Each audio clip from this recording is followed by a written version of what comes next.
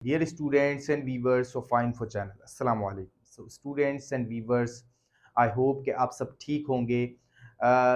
जैसा कि आप सब जानते हैं कि ऑसिलेशन का चैप्टर जो है वो कंटिन्यू है और आज जो है वो उसका लेक्चर नंबर 3 हम करने जा रहे हैं। लेक्चर नंबर 3 में स्टूडेंट्स हम क्वांटिटेटिव एनालिसिस करेंगे uniform circular motion and simple harmonic motion का। Uniform circular motion and simple harmonic motion का क्वांटिटेटिव एनालिसिस करेंगे और उसमें जो है हम डिस्प्लेसमेंट, वेलोसिटी, एक्सेलरेशन और टाइम पीरियड की इक्वेशन जो है वो ड्राइव करेंगे। जैसा कि आप सब जानते हैं कि प्रीवियस वीडियो में लेक्चर नंबर 2 था, उसमें हमने जो है वो आपको uniform circular motion and simple harmonic motion का इंट्रोडक्शन दिया था, उसके बारे में बताया था। इसी तरह से इंपॉर्टेंट टर्मिनोलॉजीज भी बताई थी सिंपल हार्मोनिक मोशन की।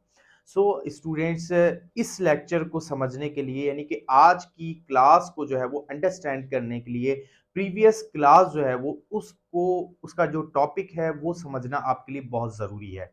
अगर अभी तक आपने जो है वो प्रीवियस क्लास का वीडियो नहीं देखा, वो लाजमी देख लें, डिस्क्रिप्शन में भी उसका लिंक आपको मिल जाएगा। और इसी तरह से स्टूडेंट्स, अगर आप चैनल पे नए हैं तो चैनल को भी सब्सक्राइब कर लें और बेल आइकन को क्लिक कर लें ताकि हर आने वाली वीडियो का नोटिफिकेशन आपको मिल सके। स्टूडेंट्स, स्टार्ट करते हैं आज का लेक्चर नंबर 3। जो कि है हमारे पास quantitative analysis of uniform circular motion and simple harmonic motion, UCM and SHM। Displacement क्या होता है? डिस्प्लेसमेंट जैसा कि हम जो है वो uniform circular motion and simple harmonic motion में हम पढ़ते हैं कि पार्टिकल जो है वो यूनिफॉर्म सर्कुलर मोशन में होता है और साथ में उसका प्रोजेक्शन जो है वो एग्जीक्यूट कर रहा होता है सिंपल हार्मोनिक मोशन को। तो फिर उसमें हम क्या करते हैं कि डिस्प्लेसमेंट की इक्वेशन बनाते हैं, वेलोसिटी की भी इक्वेशन बनाते हैं, पार्टिकल की किसी पॉइंट पर, किसी पोजीशन पर जो है वो हम वैल्यूज कैलकुलेट करते हैं और इक्वेशन जो है वो बनाते हैं, उसी को क्वांटिटेटिव एनालिसिस कहते हैं। तो सबसे पहले हम डिस्प्लेसमेंट की इक्वेशन बनाएंगे। जैसा कि आप देख सकते हैं डिस्प्लेसमेंट, ये हम इक्वेशन जो है वो बनाएंगे। तो होता ये स्टूडेंट्स, पार्टिकल जो है वो ए पॉइंट से जो है वो यहाँ पर शुरू होगा, स्टार्ट होगा और जो है ये सर्कुलर मोशन में जो है ये मूव करेगा। तो स्टूडेंट, जब ये पार्टिकल ए पॉइंट से पी पॉइंट तक पहुंचेगा तो इसका प्रोजेक्शन जो है वो यहां पर बनेगा क्यू पॉइंट पे।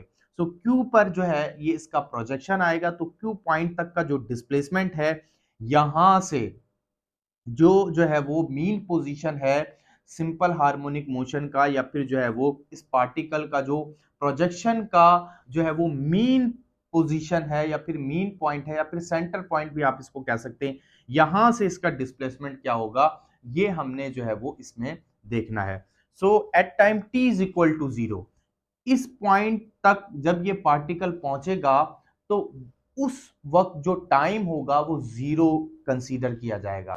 स्टूडेंट, 0 क्यों कंसीडर किया जाएगा? हम जानते हैं कि जब यूनिफॉर्म सर्कुलर मोशन के अंदर जो है वो पार्टिकल होता है तो उसमें क्या होता है कि पार्टिकल डिस्टेंस कवर करता है। अगर हमें उसमें डिस्प्लेसमेंट निकालना होता है तो हम पार्टिकल का डिस्टेंस जो है वो इतना जो है वो लिमिटेड रखते हैं, वो टाइम वहां पर 0 को अप्रोच करे, जब जाके जो वहां पर जो डिस्प्लेसमेंट होगा वो जो है वो कुछ ना कुछ जो है वो हमें डिस्प्लेसमेंट मिलेगा यूनिफॉर्म सर्कुलर मोशन में।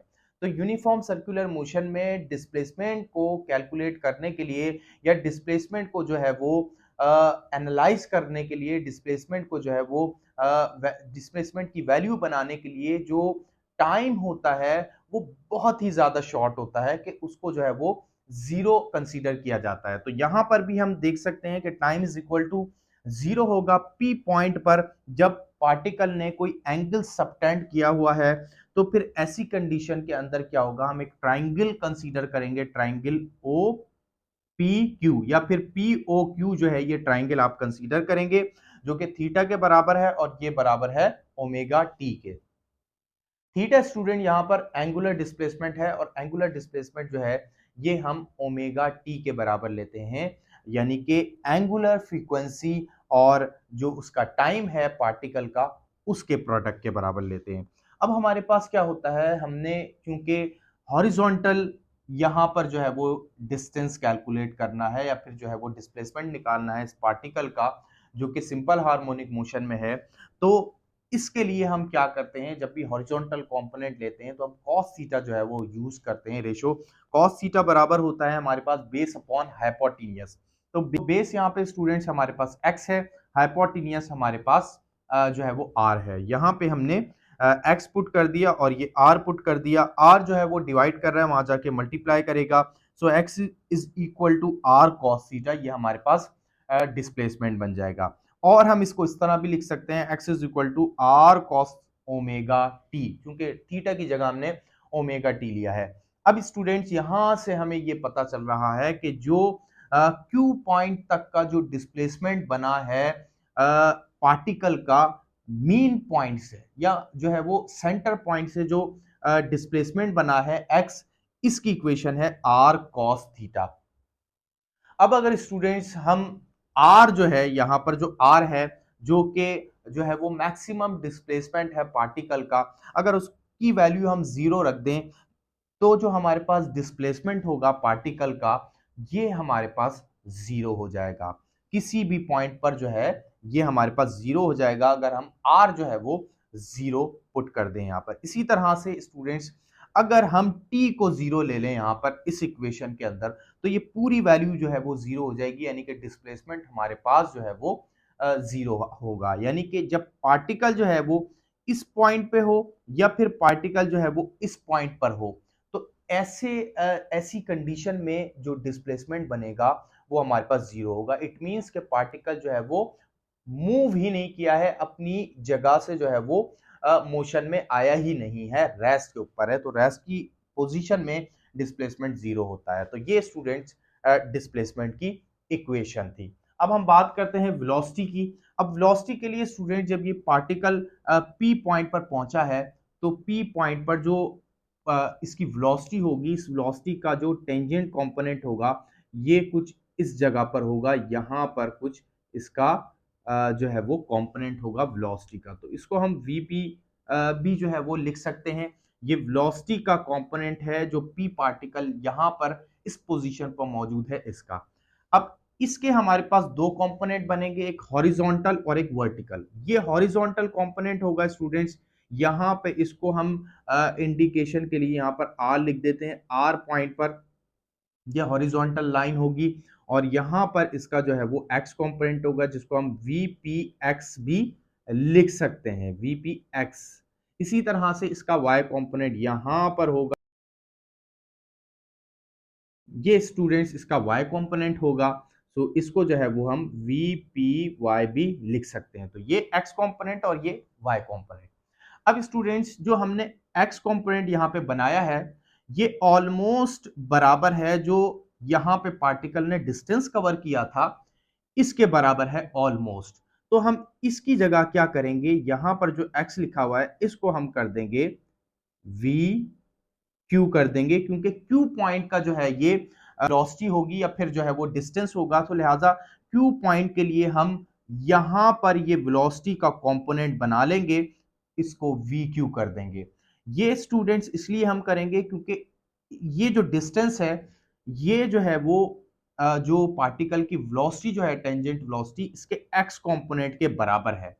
इसलिए हम क्या करेंगे कि ये जो है ये जो एक्स कंपोनेंट है ये जो है वो इस जो है वो क्यू पॉइंट के इतने डिस्टेंस के बराबर है, लिहाजा हम इसको जो है वो वेलोसिटी का एक कंपोनेंट कंसीडर कर लेंगे। लेकिन फिर निशानी के लिए हम इसको क्यू यहाँ पर लिख देंगे कि क्यू पॉइंट डिस्टेंस है इतना और या फिर जो है ये वेलोसिटी का कंपोनेंट है।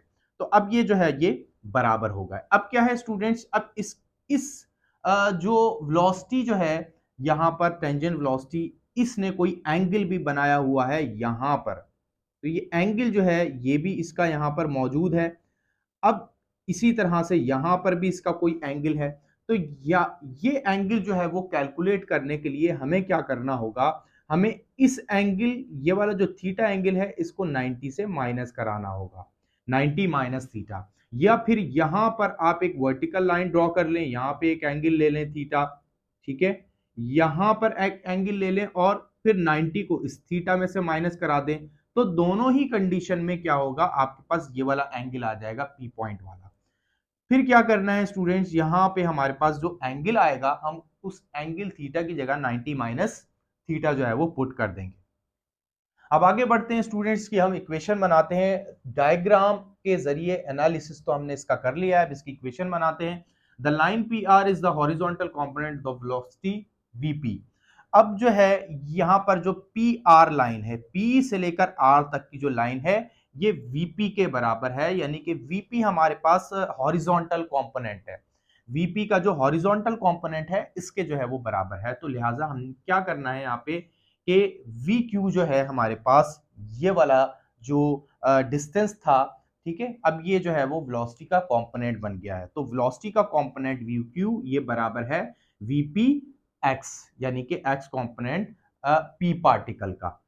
अब हमने क्या करना है, वीपी एक्स हमें पता है कि वीपी कॉस थीटा के बराबर होता है। जैसे कि हम वेक्टर को जो है वो दो कंपोनेंट में सॉल्व करते हैं तो फिर एक्स कंपोनेंट बराबर हो जाता है जो है वो कॉस थीटा के, तो लिहाजा उसके साथ कॉस थीटा आता है। अब थीटा की जगह जैसे कि मैंने आपको बताया 90 माइनस थीटा रखेंगे तो 90 माइनस थीटा आ जाएगा। अब इसकी जगह हमारे पास कॉस 90 माइनस थीटा की जगह साइन आ जाएगा, साइन थीटा। ये क्यों आया है, क्योंकि यहाँ पर मैथमेटिकल एक आइडेंटिटी है cos alpha minus beta. Cos alpha minus beta बराबर होता है साइन बीटा के। तो इसकी जगह हमने फिर क्या रखना है, साइन जो है वो थीटा रख देना है यहाँ पे। अब क्या होगा, इसको भी हम रिप्लेस करेंगे, इसकी जगह आ जाएगा 1 माइनस कॉस स्क्वायर थीटा। ये क्यों आया स्टूडेंट्स, ये इसलिए आया है, यहाँ पर हम लिख देते हैं कि cos square theta, cos square theta plus sine square theta equal to 1। अब अगर हमने साइन स्क्वायर थीटा बराबर करना है तो ये बराबर होगा 1 माइनस कॉस स्क्वायर थीटा के, और यहां से रेडिकल खत्म करेंगे तो इसके ऊपर रेडिकल आ जाएगा। तो यहां से जो है हमने ये इक्वेशन बनाई है, तो इसको इस तरह भी लिख सकते हैं और फिर ये इस तरह से हो जाएगा। वीपी जो है ये हमारे पास जो है वो टेंजेंशियल वेलोसिटी है और जो कि बराबर होती है आर ओमेगा के, और यहाँ पर हमारे पास 1 minus X divided by R whole square. Cos हमारे पास बराबर है एक्स अपॉन आर के, जैसे कि हमने यहाँ पर भी किया है डिस्प्लेसमेंट में, तो ये हमारे पास इसके बराबर आ जाएगा। अब हम इसका स्क्वायर खोलेंगे, एलसीएम लेंगे, तो इस तरह से कंडीशन बन जाएगी और फिर नीचे वाला स्क्वायर खत्म हो जाएगा, रूट खत्म हो जाएगा स्क्वायर से और ये आर बच जाएगा। आर से ये आर भी कैंसिल होगा तो हमारे पास ये सिंपल इक्वेशन जो है ये बन जाएगी किसकी, वेलोसिटी जो है पार्टिकल क्यू की जो वेलोसिटी है यहाँ पर, ठीक है, जिसको वी क्यू कह रहे हैं, ये हमारे पास बराबर हो जाएगी R square minus X square. ये हमारे पास वेलोसिटी बन गई है। अब अगर स्टूडेंट्स इस पार्टिकल की वेलोसिटी हमने मीन पॉइंट पर, ठीक है, या मीन पोजीशन पर हमने कैलकुलेट करनी है जो कि यहां पर है, पार्टिकल जब मीन पोजीशन से होकर गुजर रहा होगा तो उस वक्त मीन पोजीशन पर उसकी वेलोसिटी मैक्सिमम होगी। तो अब हम देखते हैं कि मैक्सिमम वेलोसिटी इसकी क्या होगी। ये तो हमारे पास एक इंस्टेंटेनियस वेलोसिटी आ गई, किसी इंस्टेंट के ऊपर ये वेलोसिटी हमारे पास आ गई है जो कि वी क्यू से भी रिप्रेजेंट की जा सकती है। अब हमने मालूम करना है कि जो इसकी मैक्सिमम वेलोसिटी बनेगी जो है मीन पोजीशन पर वो क्या होगी। तो स्टूडेंट्स यहां पर हमने क्या करना है, at the mean position the particle is displacement जो है उसका जीरो होगा मीन पोजीशन पर। तो यहां पर हम क्या करेंगे, एक्स की जगह जीरो रख देंगे और फिर जो है ये स्क्वायर से रेडिकल कैंसिल हो जाएगा और ये हमारे पास बराबर होगा ओमेगा आर के, या फिर जो है वो इसको हम इस तरह भी लिख सकते हैं वी नॉट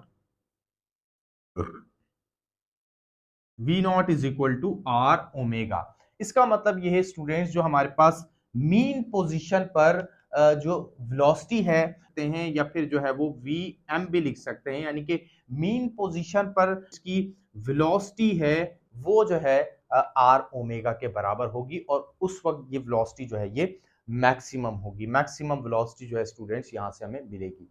तो ये स्टूडेंट्स वेलोसिटी हो गई। अब हम एक्सेलरेशन देखते हैं। स्टूडेंट्स अब एक्सेलरेशन हम देखते हैं। तो एक्सेलरेशन की इक्वेशन हमने बनानी है तो इसी डायग्राम को हम यूज करेंगे। अब क्या होगा, इस पार्टिकल का यहीं पर हमने एक्सेलरेशन मालूम करना है। तो हम जानते हैं जब भी पार्टिकल जो है वो सर्कुलर मोशन के अंदर होता है तो उसकी जो वेलोसिटी होती है, जो टेंजेंट उसकी वेलोसिटी होती है, उसके परपेंडिकुलर उसका एक्सेलरेशन का वेक्टर बनता है। परपेंडिकुलर यानी कि यहां पर अगर हम देखें तो इसका परपेंडिकुलर जो वेक्टर होगा वो ये वाला होगा और इस जगह पे इसका एक्सेलरेशन बनेगा towards the centre of the circle, और जो acceleration towards the centre of the circle होता है वो सेंटीपिटल एक्सेलरेशन होता है, जैसे कि हम जानते हैं। तो सेंटीपिटल एक्सेलरेशन जो है वो यहां पर होगा, लेकिन हम जानते हैं कि सेंटीपिटल एक्सेलरेशन है लेकिन ये पार्टिकल पी का है, लिहाजा हम इसको बराबर करेंगे ए पी के। ए सी यहां पर नहीं लिखेंगे, ए पी के बराबर करेंगे। तो यहां पर हमारे पास ये पी पॉइंट पर जो एक्सेलरेशन है वो हमने एपी से इसको रिप्रेजेंट करा लिया। इसके भी दो कंपोनेंट होंगे, एक हॉरिजॉन्टल और एक वर्टिकल। हॉरिजॉन्टल हम यही कंसीडर कर लेंगे तो इसकी जगह क्या आ जाएगा, ए और क्यू आ जाएगा, और ये हम वर्टिकल कंसीडर कर लेंगे, ठीक है। तो इसको ए वाई भी हम कह सकते हैं। तो हम यूज करेंगे ए क्यू जो है हमने यूज करना है, क्योंकि हमने जो है वो पी पार्टिकल पी पॉइंट पर जो है वो पार्टिकल का एक्सेलरेशन निकालना है। तो क्या होगा कि यहाँ पर जो है वो क्यू पॉइंट पे ये जो है वो एक्सेलरेशन बनेगा। तो यहाँ से यहाँ तक का डिस्टेंस जो है इसका एक्स कंपोनेंट हो जाएगा। सो यहाँ पर हम ये लिखेंगे कि ए क्यू हमारे पास बराबर है माइनस ए पी एक्स के। यहाँ पर जो है वो हम स्टूडेंट्स ये कहेंगे कि जो ए क्यू है यानी कि जो एक्सेलरेशन है क्यू पॉइंट का, ये हमारे पास बराबर है minus acceleration x component of P point, यानी कि जो पी पॉइंट है इसका एक्स कंपोनेंट हमारे पास ऑलमोस्ट यहाँ पे बनेगा और ये बराबर होगा ए क्यू के। सो लिहाजा इसको हम ए पी एक्स लिखेंगे, x component of P point का एक्सेलरेशन। और यहां पर जो है वो माइनस साइन भी स्टूडेंट जरूर आएगा। माइनस साइन क्यों आएगा ये मैं आपको अभी आगे बताता हूं, अभी हम आगे करेंगे सॉल्व। तो ए क्यू ये हमारे पास बराबर हो जाएगा minus A P cos theta. हम जानते हैं कि एक्स कंपोनेंट कॉस थीटा के बराबर होता है, तो साथ में जो है कॉस थीटा आ गया। अब हमने क्या करना है कि ए क्यू हमारे पास बराबर हो जाएगा माइनस ए पी और कॉस थीटा के जगह जो है हमारे पास आएगा एक्स अपॉन आर आ जाएगा, जैसे कि हमने डिस्प्लेसमेंट में भी किया है, वेलोसिटी में भी किया है। अब हमारे पास ए पी जो है इसकी भी वैल्यू रिप्लेस होगी। सो इसकी जगह हमारे पास आएगा आर ओमेगा स्क्वायर।